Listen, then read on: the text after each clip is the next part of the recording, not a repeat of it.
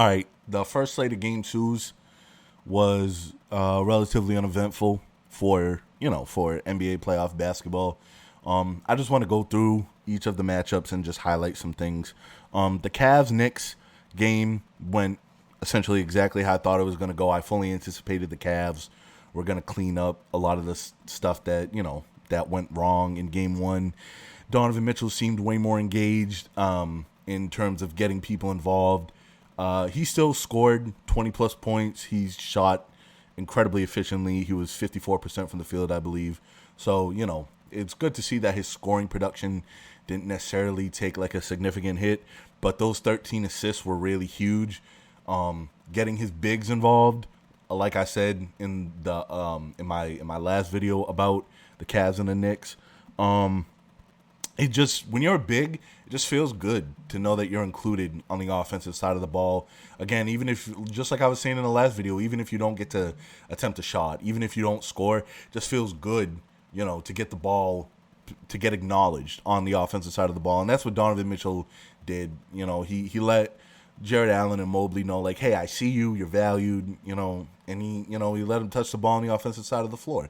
Darius Garland had a great night. He had 32, I believe. That's exactly what you need from your number two guy.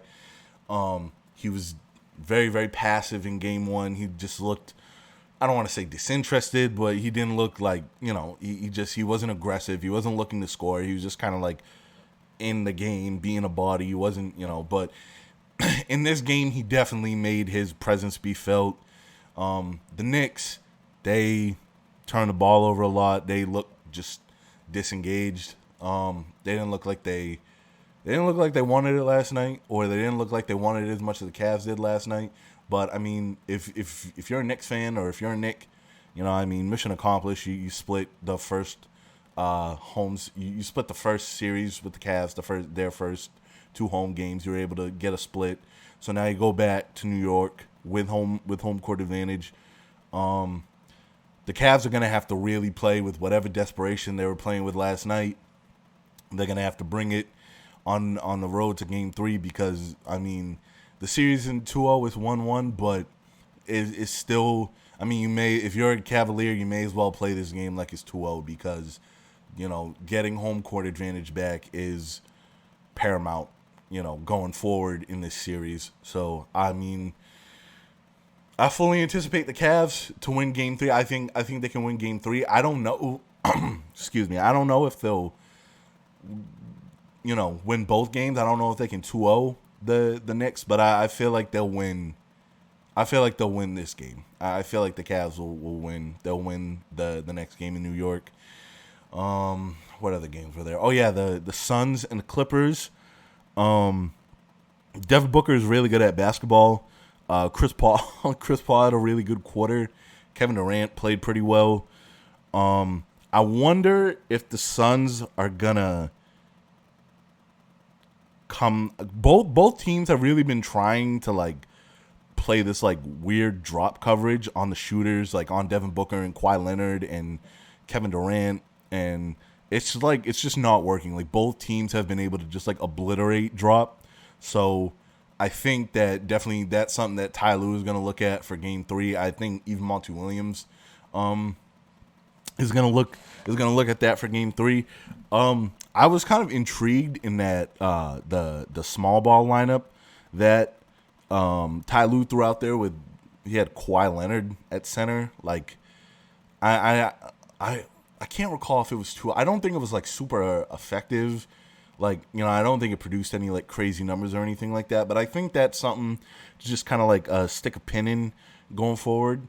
That was a really interesting lineup, and I like the benefit of that. I think that it had benefits. I think that lineup has benefits going forward.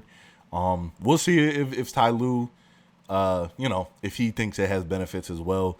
Russell Westbrook played pretty efficiently.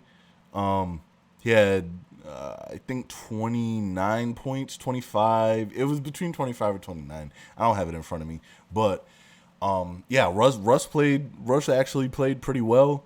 I just think that the Devin Booker was just really good down the stretch of the game. Chris Paul was really good down the stretch of the game, and I mean, not having Paul George really showed last night. It didn't show in game one, but it definitely showed in game two that whenever Phoenix wants to double Kawhi, they don't really have another guy to go to. I would honestly probably say the next guy that the Clippers have to go to is probably Norman Powell, in terms of just like a dude who can just put the ball on the deck and go get a bucket, make a tough shot, drive to the rim. But yeah, not having Paul George is tough, and it shows. It definitely showed in this game. Whenever Phoenix wants to bring a double, whenever Phoenix wants to double Kawhi, it's going to be tough, and the Clippers aren't going to be able to punish them the way they would be able to if they had Paul George. Oh yeah, the Celtics Hawks game. This was like one of the weirder playoff games I think I've low key like ever seen. To watch Boston essentially blew out the Hawks like 2 times in that game. And both times the Hawks, well, technically they blew them out 3 times. 2 of those times the Hawks were able to come back. I've never seen DeJounte Murray play like that in my life. That was like ridiculous. I think he had like 6 threes and he had 4 in a row. The Hawks out rebounding the Celtics was just really like random and weird too.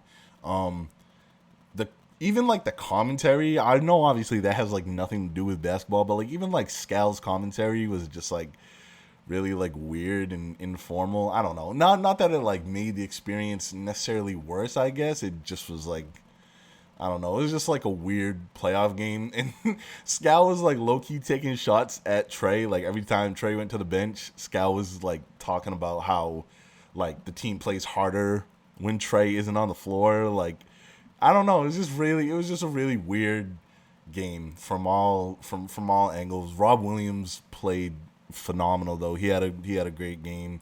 The 2 Jays played pretty well. Derek White played like Manu Ginobili. Like he's just the de facto bench guy in the playoffs. Like he's got like 40 some odd points between the first 2 games of this series. Like he's been playing really well. Malcolm Brogdon, Al Horford had that great hustle play where he saved the ball on one end of the floor, then he came down on the other end of the floor and knocked down a 3. And I mean, Boston, they do look like the better team. I mean, they are the bigger team. They're the more athletic team. Boston getting out rebounded was like weird though, and maybe that's just like them being like disengaged, like they're trying to keep themselves engaged because the competition there is like they're so much better than the Hawks. Like it's hard to stay engaged, but maybe that's something to stick a pin in when they go to Atlanta, because if the Hawks out rebound the Celtics at home, I don't want to say that it's like necessarily like it spells like doom for the Celtics, but like when you get out rebounded on the road, like it's normally kind of tough to like win games. You normally have to do something like extra somewhere else on the stat sheet. So yeah, but I mean ultimately I think Boston is still gonna win that series relatively easily, no problem. But yeah, watching Boston getting out rebounded, especially when the Hawks went like super small, like it was just weird. Like that, I don't know. That was like one of the like weirder playoff games that I've watched. I don't know. But yeah, that's really it. That's really all I have to say for this slate of game 2s. Do you agree with me? Do you not agree with me? Let me know in the comments below. Don't forget to like if you do agree with me, and if you like the content and you want more, don't forget to subscribe. I appreciate everyone who's listening to these videos. Thank you very much.